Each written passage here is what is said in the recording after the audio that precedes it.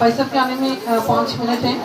उतनी देर में पैसब ने बोला कि आप थोड़ी सी वर्शिप जो है और क्योंकि पैसब का ज़रूरी जाना था। मैं बता रही थी कि उसी सिलसिले में कोई मीटिंग थी और पैसब को ज़रूर जाना था और क्योंकि ये सारा जो है इसमें जो है वो ज़्यादा जो है अपनी कौम के लिए दर्द रखने वाले जो है वो कम है।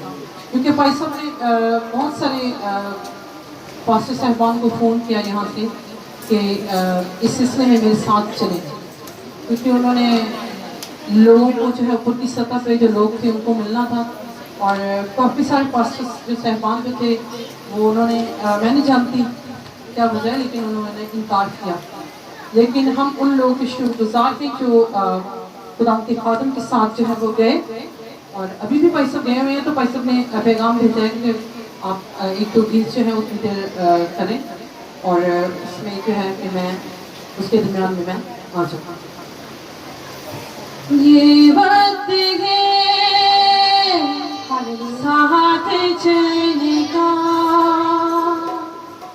एक दूजे की ढाल बनने का। ये वक्त